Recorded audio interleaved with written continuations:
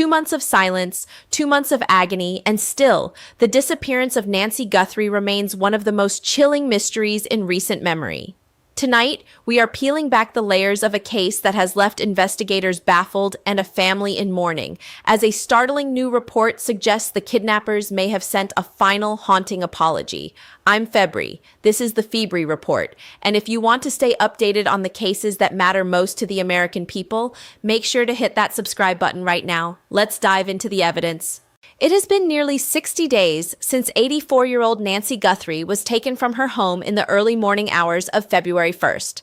For her daughter, Savannah Guthrie, and the rest of the family, the passage of time hasn't brought clarity, only more harrowing questions. We recently saw Savannah's first major sit-down since the abduction, and the pain was etched into every word.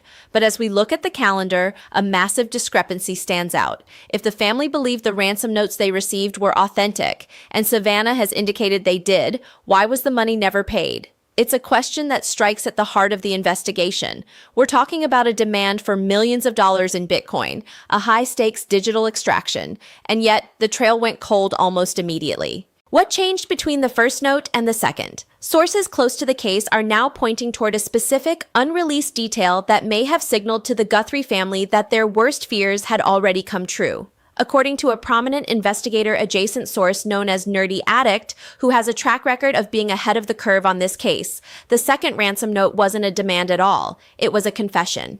Two independent sources are allegedly confirming that this second letter contained an apology from the captors. They reportedly claimed they didn't realize how fragile Nancy's health was, specifically citing her heart condition, and stated that she had gone to be with God. If true, this changes the entire complexion of the search. It shifts from a rescue mission to a recovery, and it explains why a family with the means to pay would suddenly stop negotiating. When you look at the timeline, the first note arrived on February 3rd, sent to media outlets and demanding $4 million. By February 5th, a second note arrived at a local station in Tucson. This is the one shrouded in mystery. Authorities confirmed at the time that it contained information proving the senders were the same people, but they never released the text.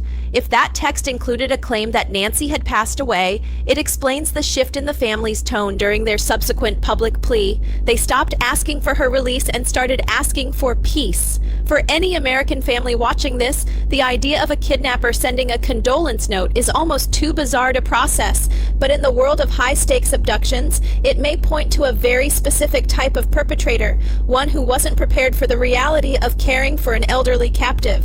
The psychology behind an apology in a kidnapping case is incredibly rare, and it's something former FBI experts are scrutinizing heavily. We brought in James Hamilton, a former FBI supervisory special agent, and Maureen O'Connell, a 25-year veteran of the Bureau, to help us make sense of this. In the world of federal investigations, a kidnapper saying, "I'm sorry," is a massive red flag. Maureen points out a fascinating statistical trend. Over 90% of people who apologize in these types of high-stress criminal contexts are female. It suggests a level of empathy or perhaps a nurturing instinct gone horribly wrong. If the captors really did say they didn't realize how serious her heart condition was, it implies they were watching her, but they weren't medical professionals. They saw a high-profile target and saw dollar signs, but they didn't account for the physical toll of a forced abduction on an 84-year-old woman. But we have to remain skeptical. As James Hamilton notes, the FBI's big board of evidence requires specificity that goes beyond public knowledge. Anyone with an internet connection knows Nancy Guthrie is elderly and likely has health issues. For the FBI to take an apology seriously, it would need to contain holdback information, details only the person in the room would know. Did they mention a specific photo they knocked over? Did they describe a specific medication on her nightstand that wasn't mentioned in the news? Without that, we have to consider the darker possibility: scam artists.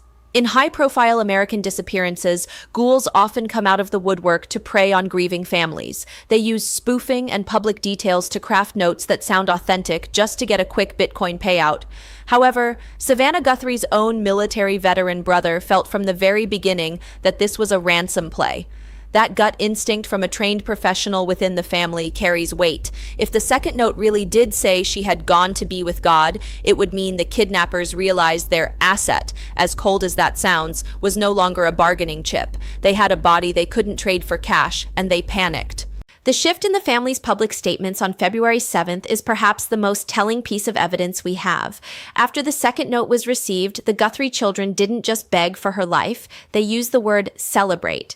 They said, "Return our mother to us so that we can celebrate with her. This is the only way we will have peace." In the context of a kidnapping, celebrating with someone you hope is alive is an odd choice of words. But in the context of a celebration of life, a common American term for a memorial service, it takes on a devastating meaning. It suggests that by February 7th, the family might have already been told she was gone. This would explain why the $6 million ransom deadline on February 9th passed without a payment. Why would you send millions of dollars to people who just admitted they let your mother die? You wouldn't. You would turn to the authorities and focus on finding her remains. This creates a heartbreaking visual of a family trapped in a limbo that no one should ever have to experience. They are mourning a loss that hasn't been officially confirmed by a body, while the rest of the world watches and wonders if there's still a glimmer of hope. This brings us to the nerdy Addict report. While we have to take anonymous sources with a grain of salt, the logic aligns too closely with the family's actions to be ignored. If an apology was sent, it wasn't just a sign of remorse. It was a tactical end to the negotiation. The kidnappers were effectively saying, the deal is off because the subject is dead. This leaves investigators looking for a needle in a haystack, likely someone local, someone who knew the layout of the home, but someone who was utterly out of their depth when it came to the actual logistics of a kidnapping. As we move forward, we have to ask, who fits that profile? Who would have the audacity to take her, but the heart to apologize for her death? The silence that followed the second ransom note is perhaps the most damning evidence of a plan gone horribly wrong. In high-stakes abductions, the goal is a transaction, commodity for cash. But when the commodity is a human life, specifically an 84-year-old woman with a known heart condition, the risks for the kidnappers scale exponentially every hour she is in their custody. We have to look at the logistics of keeping someone like Nancy Guthrie alive. This isn't just about food and water, it's about a complex regimen of medication, a stable environment, and the avoidance of extreme stress. If the rumors of an apology note are true, it suggests a terrifyingly amateur level of planning. Professional kidnappers, the kind who demand $4 million in Bitcoin, usually have a protocol for medical emergencies. They have a vested interest in keeping the asset viable. But here in the United States, we've seen a rise in what investigators call desperation crimes.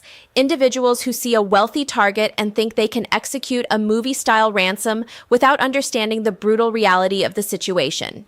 If these people were watching the news, they saw Savannah Guthrie's family pleading for her return, but they also saw the public discussion of her health. Imagine the panic in that room when Nancy Guthrie stopped responding. The shift from, "we have your mother," to "she has gone to be with God" isn't just a change in tone, it's a legal pivot. It turns a kidnapping charge into a potential felony murder charge. That apology might have been an attempt to soothe their own consciences, or worse, a calculated move to stop the family from paying so the kidnappers wouldn't be caught in a digital sting during the Bitcoin transfer. Let's talk about the Bitcoin element for a moment because it's a detail that often confuses the average viewer. Why Bitcoin? In 2026, the idea that crypto is untraceable is a myth that only exists in the minds of low-level criminals. The FBI and the IRS have become incredibly adept at tracking blockchain transactions. If the Guthrie family had moved $6 million into a specified wallet, the authorities would have been watching that digital trail like hawks. This brings us back to why the payment was never made. Was it the FBI telling the family to hold off until they had proof of life, or did the family already have proof of death? Maureen O'Connell's insight into the apology being a feminine trait is a perspective you won't hear in most mainstream reports. It suggests a domestic or caregiver-adjacent connection. Think about who has access to an 84-year-old's home at 1 a.m. Who knows about the outdoor light or the specific watch mentioned in the notes?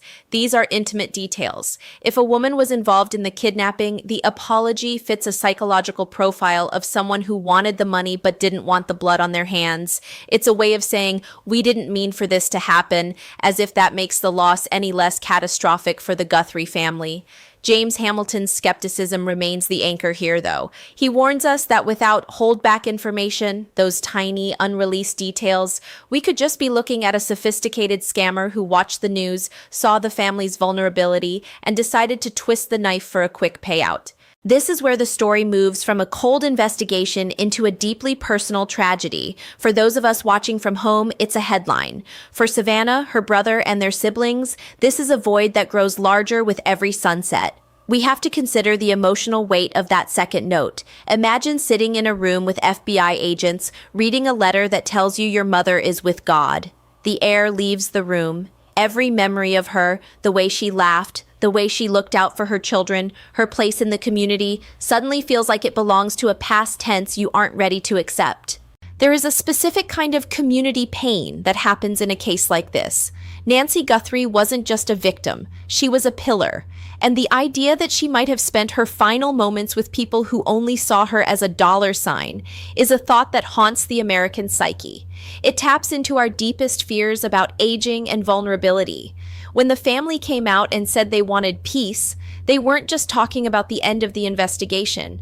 They were talking about the end of the nightmare of not knowing. If she is truly gone, the apology offered by her captors is a hollow, insulting gesture. It doesn't bring her back, and it doesn't absolve them of the terror they inflicted. For the family, the celebration they spoke of is the only thing they have left, a way to honor her life in the face of an unthinkable ending.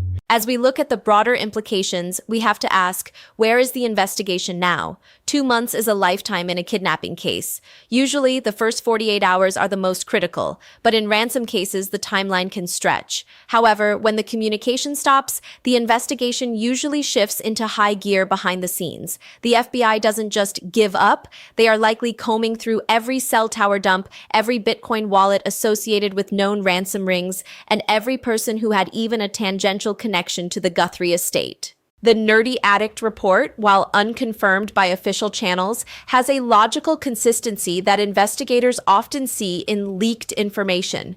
Sometimes sources close to the case leak details because they are frustrated with the lack of progress or because they want to prepare the public for a grim conclusion. If the media hasn't confirmed the Gone to Be with God letter, it might be because the FBI is protecting the integrity of the search. They don't want the kidnappers to know how much the authorities actually know, but for the American public, the silence from the Guthrie family since that last plea is deafening. It suggests a transition from active negotiation to a somber, private mourning process. We are witnessing a family preparing for a reality they never could have imagined on January 31st. The forensic details of that early morning in the Catalina foothills tell a story that is as much about technology as it is about terror. We know from investigators that at exactly 2:28 a.m. on February 1st, Nancy Guthrie's Apple Watch stopped syncing with her pacemaker app. For those who aren't familiar with this technology, a pacemaker is a tether to life, and that disconnect is the digital equivalent of a heart stopping or being forcibly moved out of range. It is a haunting timestamp. It tells us that while the neighborhood was sleeping, a violent struggle was likely taking place in a home that should have been a sanctuary. Pima County Sheriff Chris Nanos has been blunt. Bloodstains were found both inside the home and near the front doormat. This wasn't a peaceful disappearance. This was a physical extraction of a frail 84-year-old woman who relied on daily, life-sustaining medication. The kidnappers seemingly knew the layout, yet they were strikingly sloppy with the technology. They ripped a security camera from the wall, but they didn't realize that digital forensics experts could still recover residual data from the back-end servers, capturing images of a masked, armed individual on the porch in the minutes before the disconnect. This is the person the FBI has been hunting for nearly 60 days. When you combine that visual with the ransom note that mentioned a specific floodlight and her watch, it suggests someone who had been watching the house, someone who knew exactly when Nancy would be alone. If the second note truly contains an apology for her heart condition, it proves the captors were watching her decline in real time. They saw her failing, and instead of dropping her at a hospital as the sheriff pleaded, they reportedly sent a letter claiming she was with God. The weight of this apology cannot be overstated. In the history of American kidnappings, a captor reaching out to offer condolences is almost unheard of unless the perpetrator has a personal, twisted connection to the victim. It suggests a crisis of conscience that usually only happens when the gravity of the crime finally sinks in. If the report from Nerdy Addict holds water, the kidnappers realized that Nancy Guthrie was not going to survive the stress of the abduction. They weren't prepared for an 84-year-old woman who needed medication every 24 hours just to keep her heart beating. They wanted the millions in Bitcoin, but they ended up with a tragedy they couldn't control. This brings us to the most heartbreaking realization for the Guthrie family. Savannah has been incredibly brave, returning to the Today Show airwaves soon, not because the nightmare is over, but because she says her joy is her protest. But behind that professional exterior is a daughter who had to read a ransom note that may have served as a death notice. The FBI confirmed that the notes they shared with Savannah contained no proof of life, no photos of her holding a current newspaper, no voice recordings, just demands, and then an apology. For an American family, that silence is a physical weight. It is the reason they offered a $1 million reward, not for a safe return, but for recovery. That shift in language from return to recovery is a subtle, devastating admission that the hope for a miracle has been replaced by a desperate need for closure. There is a dark irony in the fact that Savannah Guthrie's celebrity, the very thing that likely made her mother a target, is now the family's greatest tool in the search for justice.